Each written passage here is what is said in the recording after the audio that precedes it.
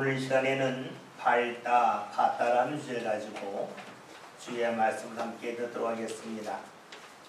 세계에서 가장 높은 산이 질비한 곳이 히말라야 산맥입니다. 히말라야라고 하는 뜻은 히마라고 하는 그 눈이라고 하는 뜻을 가진 단어와 알라야, 거처라고 하는 두 낱말이 합쳐진 것입니다. 그러니까 히말라야라고 하는 것은 눈이 있는 장소라 하는 그런 뜻을 가지고 있습니다. 히말라야 산맥에는 여러분 잘 아시는 것처럼 8,000m가 넘는 산이 14개나 있습니다. 흔히 14자라고 부르지요. 그런데 2010년도에 우리나라에서 세계 최초로 여성 산악인들 중에서 히말라야 14자를 완전히 등반한 사람이 있다고 하는 뉴스가 있었습니다. 세계 최초라고 하니까 매스컴에서 더 이상 오를 산이 없다 하는 타이틀을 가지고 신문 기사를 내기도 했고, 당시 이명박 대통령이 청와대를 초청을 해서 함께 식사를 나눴던 그런 일도 있습니다. 그런데 얼마 지나지 않아서 이 히말라야 14자를 등반한 오은선 씨에 대한 의혹이 제기되었습니다. 제일 높은 산은 우리가 잘 아는 것처럼 히말라야 산 중에 가장 높은 산 에베레스트 산이 있죠. 그 산은 8,848m입니다. 그 다음에 높은 산이 케투라고 하는 산인데 8,612m고, 세 번째 산이 카첸중과라고 하는 8,586m 높이의 산입니다. 그런데 이 중에서 세 번째 높은 카첸중과라고 하는 산에 오은선 씨가 오르지 않았다고 하는 의혹이 크게 제기되었습니다. 사실 산 꼭대기에는 사람이 살지 않기 때문에 산 정상에 올라갔다고 하는 증거가 있어야 됩니다. 사람들이, 특히 산악인들은 산 정상에 가면 수많은 사진을 찍습니다. 자신이 올라왔다 하는 그 표적을 남기죠. 혹은 동영상을 찍어서 그걸 가지고 내려와서 내가 여기 올라갔다 라고 말하기도 하고, 때로는 산 정상에다가 자신이 가진 소지품을 놓고 옵니다. 그러면 다음 사람이 올라가서 누가 올라갔다 하는 그 증거를 가져오기도 하죠. 오은선 씨는 카첸중과 산에 올라갔다고 하는 사진을 단지 2장만을 가지고 왔습니다. 그의 말에 의하면 기상이 좋지 않아서 사진을 많이 찍을 수 없었다라고 이야기했습니다. 그런데 그 사진이 문제가 되었습니다. 왜냐하면 오은선 씨가 찍은 그 사진을 보면 그의 팔 옆에 바위가 있는데, 그 산에 오른 사람들은 산 정상에 올라갔을 때 바위가 찍힌 적이 한 번도 없다는 겁니다. 너무 높은 산이라서 모든 것이 다 눈으로 덮여져 있지 거기에 바위가 나올 리가 없다 하는 의혹을 제기했습니다. 많은 이들이 그것이 옳다 그르다 하는 것을 가지고 의견이 분분하였습니다. 이때에 우리나라 산악연맹에서 이 오은선 씨를 불렀습니다. 그리고 카첸중과라고 하는 산에 올라갔다 왔던 이들이 그를 불러놓고 물어보았습니다. 네가 올라가는데 얼마나 걸렸냐 물어봤더니 손톱바위라고 하는 지점이 있는데 그 지점부터 카첸중과 정상까지 3시간 반 걸렸다라고 말을 했습니다. 이 손톱바위는 8,450m 지점이 있는 것이니까 약 한 130m만 더 올라가면 정상인데 3시간 반에 다녀왔다는 겁니다. 그런데 지금은 고온이 되었지만 당시 최고의 산악인이었던 남자 산악인이죠. 박영석 씨가 그 산에 올라갈 때에 손톱바위부터 정상까지 5시간이 걸렸다는 겁니다. 남자 산악인들도 5시간이 걸리는데 3시간 반 걸렸다니 더욱더 많은 의혹이 부풀어질 수밖에 없었습니다. 그래서 물었습니다. 그러면 네가 산에 갔을 때에 정상에서 무엇을 보았니 이야기해봐라. 그러면 우리는 그 산에 올라가 봤기 때문에 그 산 정상에서 무엇을 볼 수 있는지 아니까 이야기하라 라고 이야기했죠. 그런데 오은선 씨가 제대로 말을 못했습니다. 그래서 오은선 씨는 자신은 산 정상 카첸준과라고 하는 산 정상에 올랐다고 말하지만 산악연맹에서는 오르지 않는 것으로 결정을 되었습니다. 그러면서 두 가지 이야기를 했죠. 하나는 오은선 씨가 거짓말한 거다. 또 하나는 정상이 아닌데 정상으로 착각하고 내려올 수 있다 하는 결론에 도달하게 되었습니다. 오은선 씨는 8,000m 이상 되는 14개의 산봉우리 중에서 13개를 올라갔습니다. 그것도 대부분이 산소 공급을 받지 않는 무산소 등반을 했습니다. 14개 중에 13개라고 하면 92.8%의 산을 오른 것입니다. 그런데 카첸준과라고 하는 산, 그거 51일 동안 걸어 올라갔지만 맨 마지막 그가 밟고 올라가는 코스를 제대로 밟지 못하였기에 그는 세계 최초로 여자 중에서 14자를 등반한 그 인정을 받지 못하고 말았습니다. 산악인들의 말에 의하면 손톱바위부터 카첸준과 그 정상까지 오른 길은 너무나 험악해서 수많은 산악인들이 거기서 삶을 마감했다 그럽니다. 어쨌든 오은선 씨는 최선을 다하여서 행하였지만 맨 마지막 가야 할 길, 밟아야 할 길을 제대로 밟지 못하기에 그가 엄청난 일을 행하였고 수많은 일을 이루었음에도 불구하고 그를 사람들은 잘 인정하지 아니합니다. 산 정상에 오른다고 하는 것은 무척이나 사람들의 마음을 들뜨게 합니다.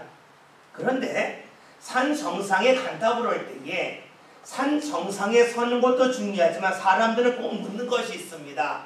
여기에 어떻게 해서 올라갔느냐 하는 것을 묻죠. 그래서 등반가들은 산소의 도움을 받아 올라갔느냐 아니면 산소통을 내지 않고 무산소로 올라갔느냐 하는 것을 가지고 정상에 오른 것에 대해 인정하기도 하고 인정하지 않기도 하죠. 즉 산 정상에 오르는 것도 중요하지만 어떤 과정을 밟고 그 정상에 올라갔느냐를 더욱더 소중히 여긴다는 것입니다. 이것을 좀 쉽게 말한다면 산 정상은 목표점이죠. 목표점에 도달하는 것도 중요하지만 그 목표점에 도달하기까지 어떤 과정을 하나하나 밟아갔느냐를 사람들은 중요하게 여깁니다. 결과보다 과정을 더 묻습니다. 이것은 단지 산에 오르는 것에 관한 부분에서만 해당되는 것은 아니겠지요.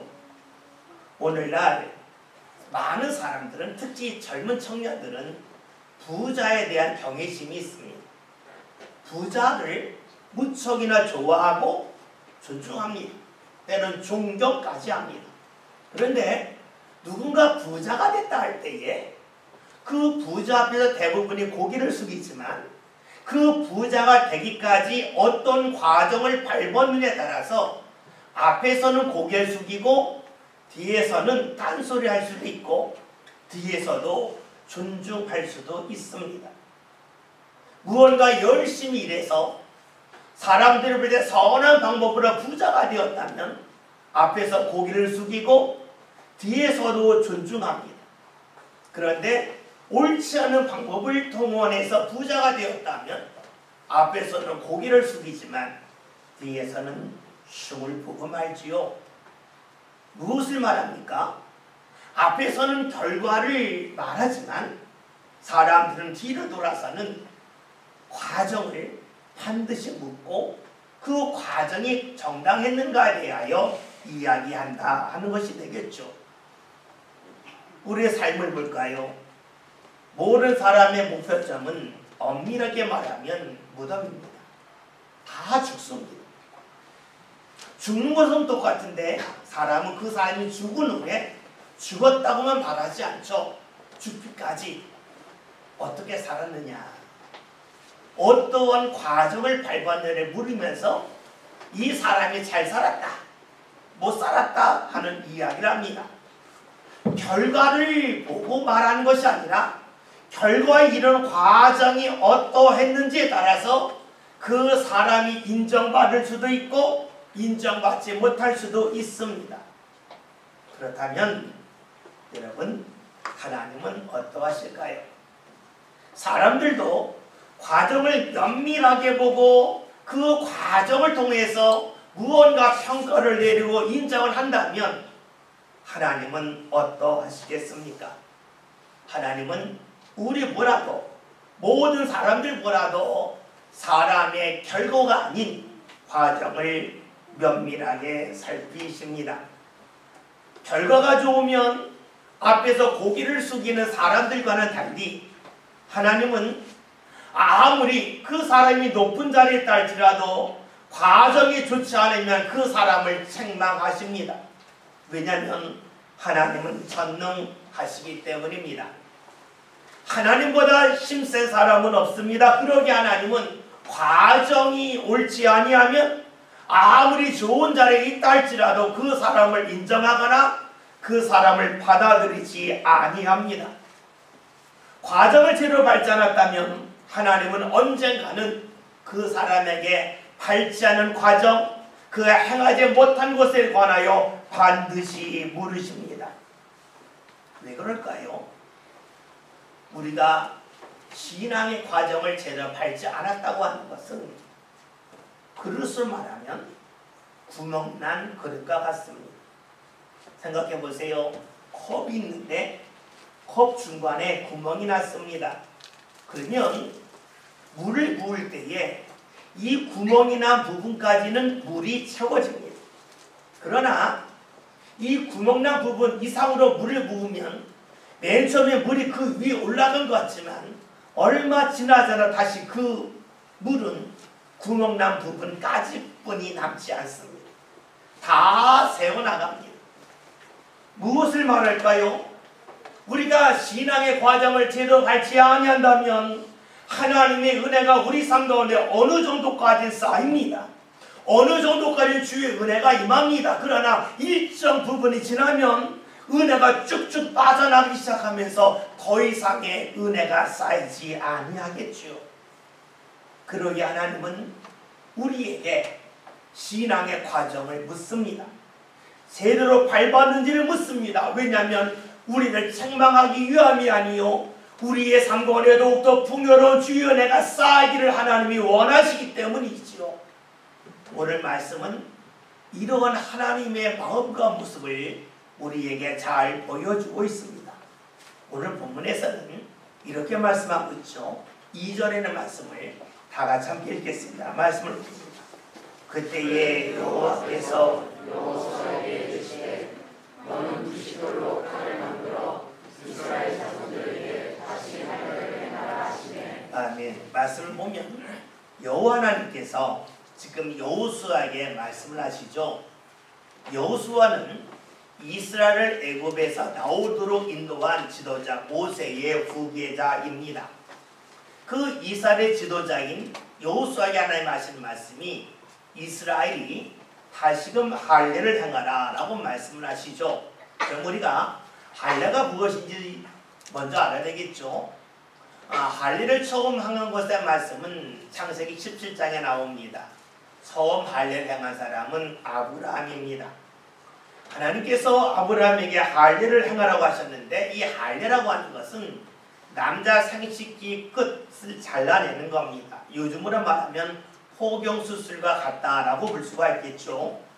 왜 하나님이 할례를 행하라 하셨을까요? 창세기 16장을 보면 하나님께서 아브라함에게 그의 아내 사례를 통해서 자녀를 주신다고 말씀을 하셨지만 그 말씀을 들은 지 10년이 지나도록 사라에게서 아이가 없어요. 그러니까 사라가 제언을 하죠. 하나님의 말씀이 이루어지지 않았다. 그러니까 당신이 내 몸종인 하갈과 같이 동침을 해서 아이를 하면 좋겠다. 아브라함이 그 말을 듣고 고개를 끄덕이고 하갈과 동침을 하죠. 그러고 나서 아이를 낳았습니다. 그것이 바로 아브라함이 86세 때였어요. 그런데 하나님이 그런 아브라함에게 13년이 지난 다음, 즉 아브라함이 99세가 되었을 때에 아브라함이 하나님의 말씀대로 살지 않은 것을 책망을 하십니다. 그리고는 할례를 행하라 라고 말씀을 하시지요. 하나님의 말씀이 아닌 네 힘을 가지고 자녀를 낳았는데 그것에 대한 것을 하나님이 책망하시면서 그 증거를 몸에 남기라는 것이 바로 할례입니다. 그러나 아브라함이 하나님의 말씀에 따라 할례를 행하였고, 그로부터 1년 후에 아브라함의 100세 때에 그의 아내 사라가 90살이 되었을 때에 하나님의 은혜 가운데 사라가 아들을 낳습니다. 할례라고 하는 것은 그러하기 때문에 우리 힘으로 내 힘으로 살겠다고 하는 것을 잘라내는 하나의 표식입니다. 그리고 하나님의 은혜 가운데 살겠다고 하는 증거로서 몸에 남기는 것이 할례이지요. 그러니까 할례를 행한다고 하는 것은 하나님에 대한 기억을 머리에만 담아두지 말고 몸에, 삶에 남겨두라는 뜻입니다. 근데 오늘 말씀을 보면 2절에서 하나님이 여호수아에게 주신 말씀이 다시 할례를 행하라 하셨어요. 다시 할례를 행하라고 하는 것은 할례를 했는데 또 한 번 할례를 해라 하는 뜻이 아닙니다. 다시 할례를 하라고 하는 것은 할례를 행했던 전통이 이스라엘에 있었지만 그것이 끊어졌는데 그 전통을 다시 이어가라 하는 말씀입니다. 생각해 봅시다. 여러분, 할례를 행한다고 할 때에 할례를 받는 남자들이 유쾌했을까요? 결코 유쾌하지 않죠. 왜냐하면 할례를 행할 때에는 몸에 살을 잘라내는 거니까 당연히 고통이 따릅니다. 특별히 의학이 발달하지 않았던 그 시절에 살점을 잘라낸 다음에 부작용이 나타날 수 있겠죠. 진통제로 거의 없죠. 좀만 실수해서 혈관이 터진다 하면 그것을 어떻게 조치될지 잘 모릅니다. 고통이 따른데 힘이 듭니다. 그러니까 어떻게 될까요? 일상생활을 제대로 할 수가 없습니다. 다시 말하면 할례를 행한 후에는 며칠 동안은 과거에는 10가지를 행했다면 할례를 행한다고 하면 4가지, 5가지밖에 일을 하지 못합니다. 일하는 것을 우리는 돈으로 환산할 수가 있겠죠. 10가지를 해서 10만을 벌었는데 4, 5가지 일을 한다면 4, 5만원을 버는 겁니다. 그러니까 할례를 행한다고 하는 것은 몸에 고통이 따르고 수입이 줄어드는 겁니다. 그러니 손해가 날 수밖에 없겠죠. 그런데 하나님은 이 손해가 나는, 그리고 몸에 고통이 수반되는 할례를 행하라 라고 말씀하셨습니다. 여러분, 이렇게 힘든 일을 하나님이 하라고 했을 때 이스라엘이 어떻게 했을까요? 오늘 3절에는 말씀을 볼까요? 다 같이 읽습니다. 여호수아가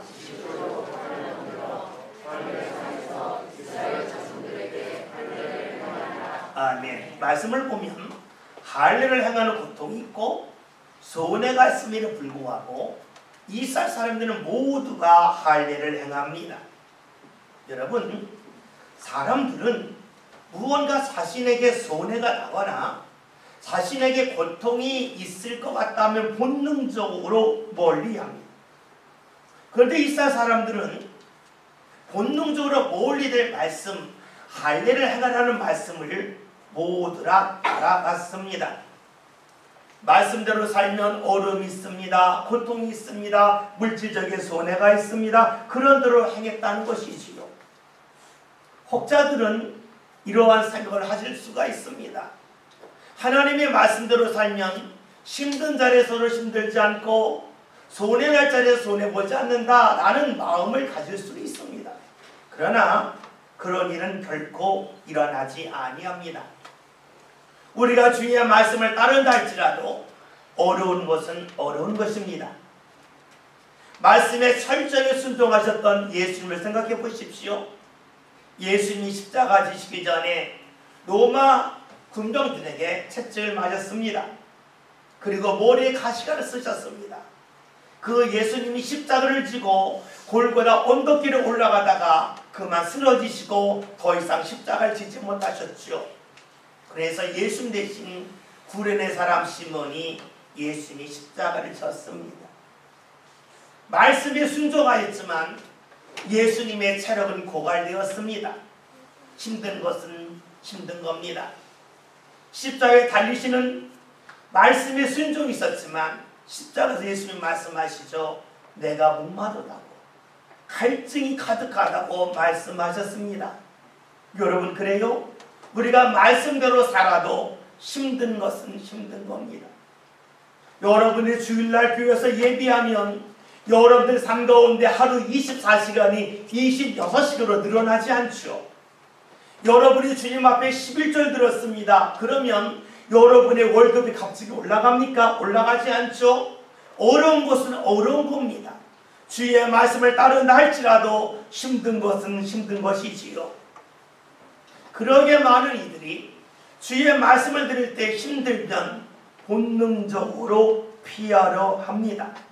그런데 오늘 말씀을 보면 이스라엘 사람들은 할례를 행하는 일, 몸의 고통이 따르고 물질의 손해가 있음에도 불구하고 그들은 할례를 다 행하였습니다.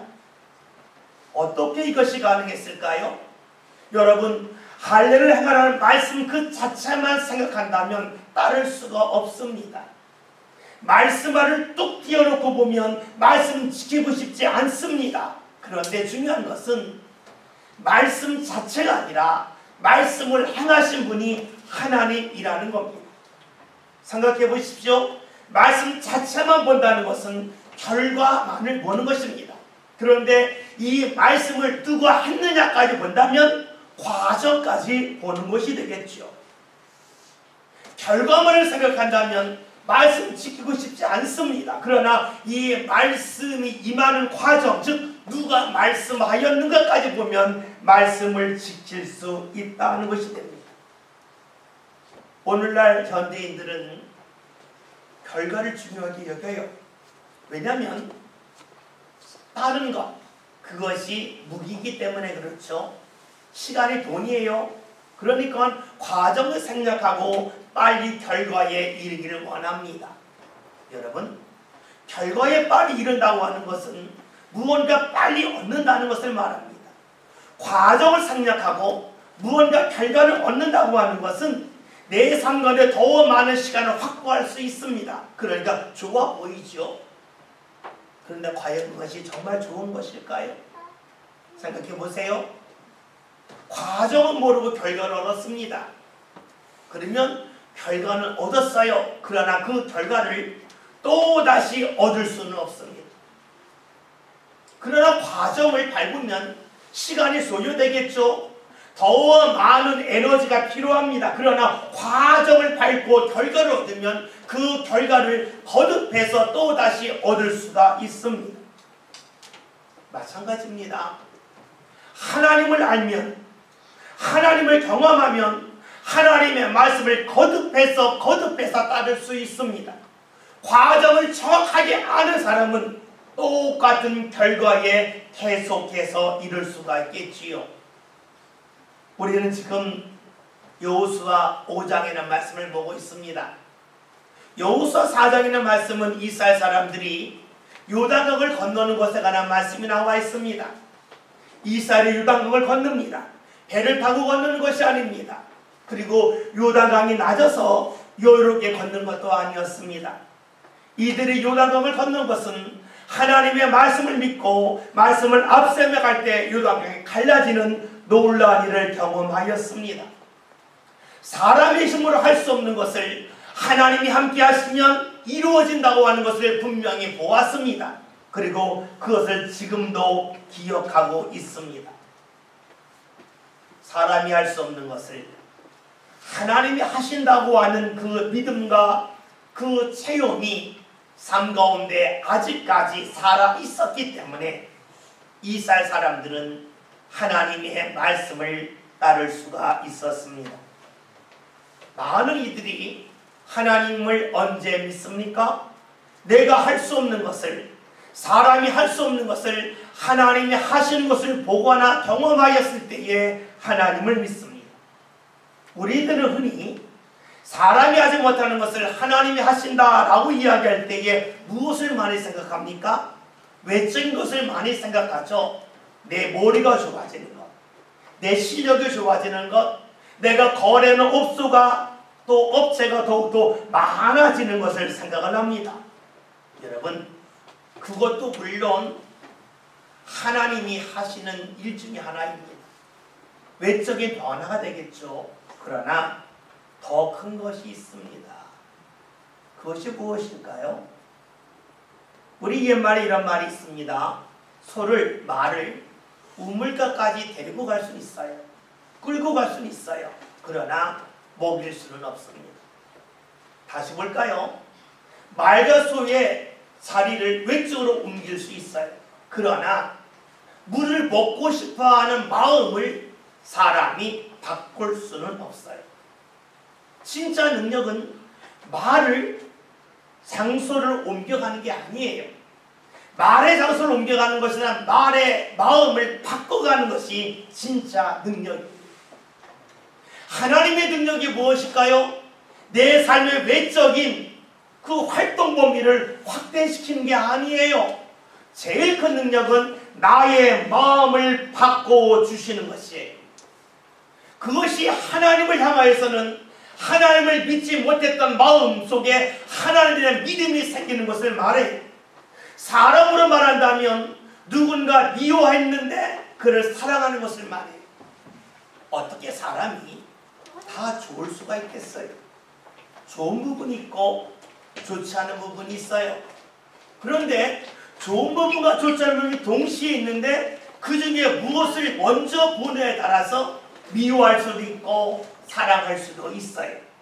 순서에 따라서 달라지죠. 나쁜 일을 많이 했기 때문에 미운 게 아니에요. 생각해 보세요. 여러분의 손가락이 작지만 이 작은 손가락으로 이 손가락과 비교하면 달을 가릴 수가 있어요.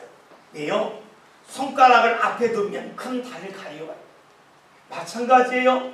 누군가 잘못한 것이 많고 좋은 것이 아주 작다 할지라도 그것을 앞에 두면 잘못한 것을 가릴 수가 있어요. 무엇을 앞에 두냐? 마음을 바꾸는 것은 바로 사람의 능력으로 되지 않아요. 그것이 바로 하나님의 능력이에요. 하나님의 은혜도 역시 그래요.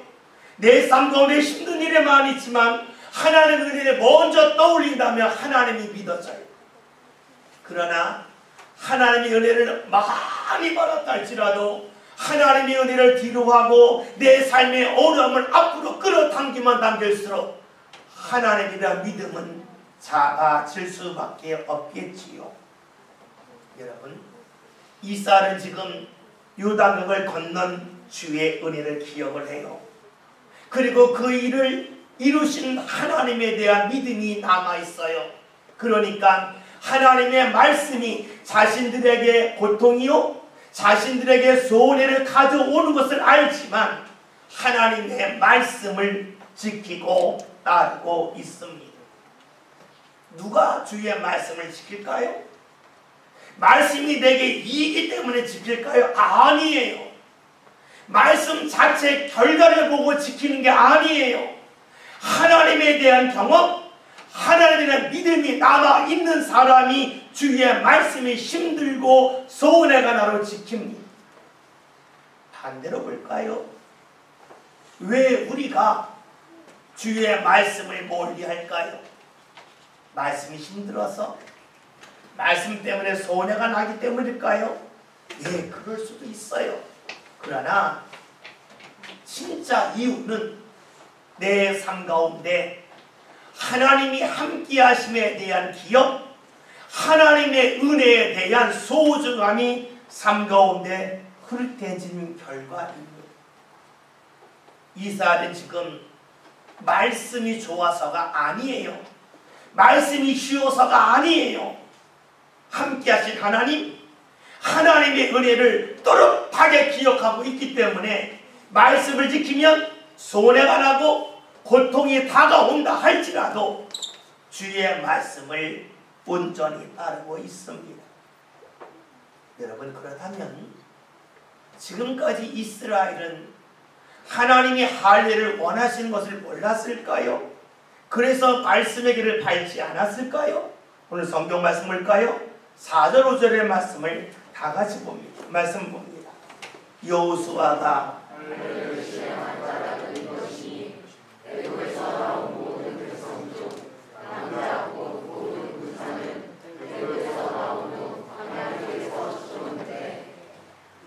(5절) 그 나온 백성은 다 할례를 받았으나 다만 애굽에서 나온 후 광야 길에서 난 자는 할례를 받지 못하였습니다. 아멘.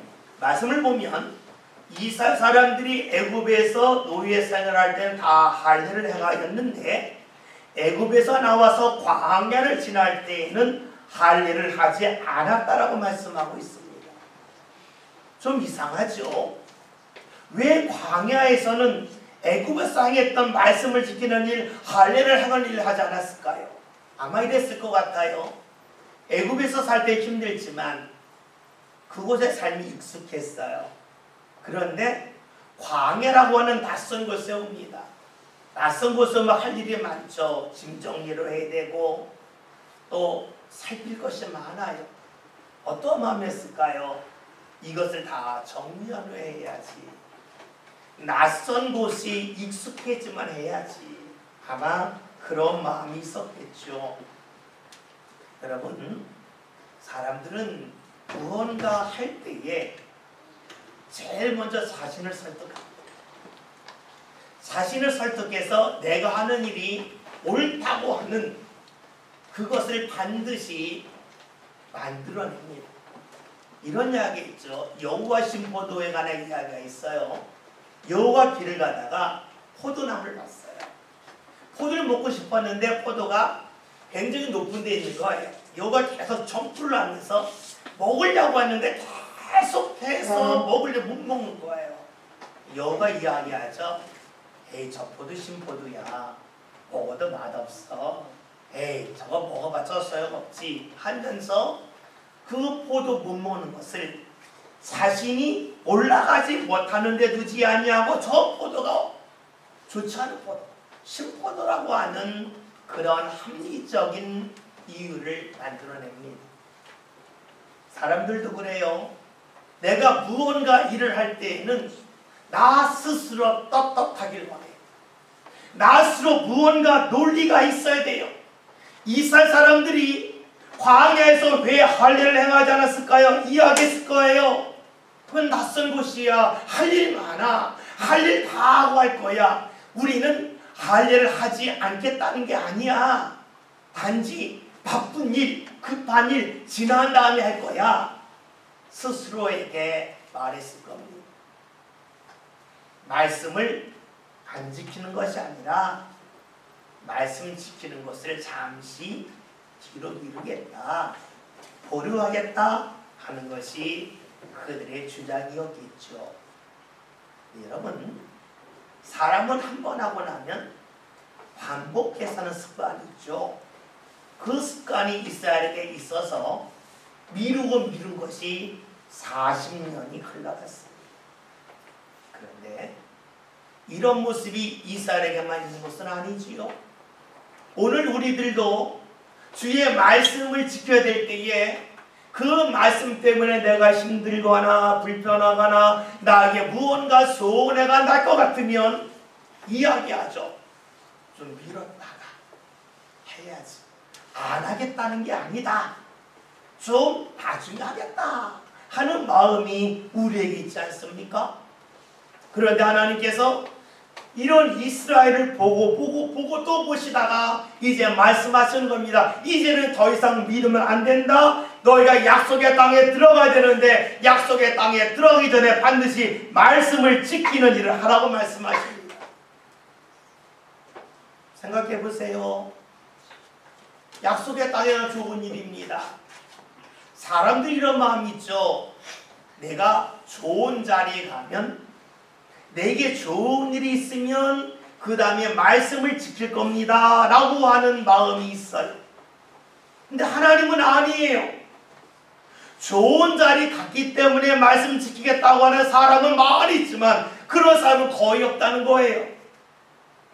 힘들 때에 말씀을 지키는 사람이 좋은 자리에 가서도 말씀을 지킨다 하는 것입니다. 생각해 봅시다. 아담과 여자가 하나님이 먹지 말라고 한 나무의 열매를 먹었습니다. 거기가 어디예요? 에덴 동산입니다. 가장 좋은 자리에 있었지만 사람은 좋은 자리에서 말씀을 지키는 게 아니에요. 좋은 자리에 가면 더 좋은 것을 생각하고 더 많은 욕심이 생겨요. 사람의 생각에는 좋은 자리에 가면 말씀을 지키고 하나님 뜻대로 살 것 같은데 사람은 결코 그렇지 않아요. 사람은 하나를 얻고 나면 둘을 갖고 싶고 둘을 가지면 셋을 갖고 싶어요. 그러게 하나님은 이런 사람들의 마음을 정확하게 알기 때문에 좋은 자리에 가서 할례를 행하라가 아니라 가장 힘든 자리에서 말씀을 지키라고 말합니다. 요단강을 건넜습니다. 앞에는 연유성 사람들이 있습니다. 언제 기습발을 넣는지 모릅니다. 힘든 자리지만 여기서 할례를 행하라 말씀하십니다. 어려운 자리에서 말씀을 지킨 사람이 하나님의 은혜가 넘쳐나는 자리에서도 하나님의 말씀을 지키기 때문입니다. 그렇다면 그런 하나님께서 오늘 우리에게 무슨 말씀을 하실까요? 우리는 이런 마음이 있지 않습니까? 하나님, 제 삶이 좀 더 여유로워지면, 제 삶에 좀 더 많은 것이 있어서 삶이 풍성해지면 하나님을 가까이 하겠습니다. 그런데 하나님은 말씀하시는 겁니다. 할례를 행하라고 한 자리가 어디냐? 가장 풍요로운 약속의 땅이냐? 가장 위험한 약속의 땅 앞이었냐? 주께서 묻고 계시지요. 말씀은 힘든 자리에서 지킨 사람이 편안한 자리에서를 지킵니다. 힘들고 어려운 자리에서 말씀을 붙잡은 사람이 하나님의 은혜가 넘실대는 자리에서도 철저하게 하나님을 섬길 수 있습니다. 오늘 우리들은 이런 하나님의 마음을 모르고 살 때가 너무나 많아요. 대부분 이야기합니다. 지금 제 삶이 바빠서요. 제 삶이 힘들었어요. 그것은 무엇을 말합니까? 힘든데 주님 앞에 나오면 제 삶이 더 힘들어진다는 겁니다. 힘든데 주님 앞에 나오면 제가 얻을 수 있는 것이 줄어들기 때문에 제 삶 가운데 물질적인 손해가 찾아온다는 것이지요. 주께서는 말씀하세요. 그런 자리에서 믿음의 길을 밟아가야 너희에게 약속한 그 땅을 너희가 받는다라고 말씀하고 계신 겁니다. 여러분, 잊지 맙시다. 힘들 때는 말씀을 지킬 때고 이 때를 잘 넘어가면 하나님의 은혜가 받을 때로 우리의 삶이 전환됩니다. 힘든 때가 지나면 말씀의 길을 밟아가고 믿음의 길을 밟아가서 더 큰 은혜 자르게 이루고 싶다고 하는 우리의 생각이 있지만 그 생각은 어디까지나 우리의 생각에 불과합니다. 오늘 말씀 제목이 밟다, 받다입니다. 믿음의 길을 밟아가는 사람, 그 사람이 은혜를 받습니다. 힘든 자리에서 주의 말씀의 길을 따라 하나님 앞에 은혜를 소망하며 믿음의 길을 밟아가는 사람이 약속의 땅을 받습니다. 지금 우리 시대에 우리가 할 일이 무엇입니까? 믿음의 길을 밟아가는 것 아닙니까? 주님 앞에 나오는 우리의 발걸음이 날마다 이어져서 하나님께서 기뻐하시는 그런 삶을 사는 것 아니겠습니까? 저와 여러분이 혹여나 좀 더 좋아지면, 좀 더 풍요로워지면 그때부터 믿음의 길을 밟아가겠다는 마음이 있다면 이 시간에 완전히 내려놓읍시다. 어려울 때에 믿음의 길을 밟아갑시다. 내 삶이 여유롭지 못하고 곤고할 때에 믿음의 길을 밟아갑시다. 수많은 사람들이 조심조심하라고 할 때에 조심스럽지만 계속해서 믿음의 길을 밟아갑시다. 그리하여 저와 여러분의 삶이 하나님의 허락하신 은혜를 받는 삶이요 약속의 땅에 들어가는 삶이 다 될 수 있기를 주의 이름으로 기원드립니다. 기도합니다. 하나님, 많은 어려움이 있고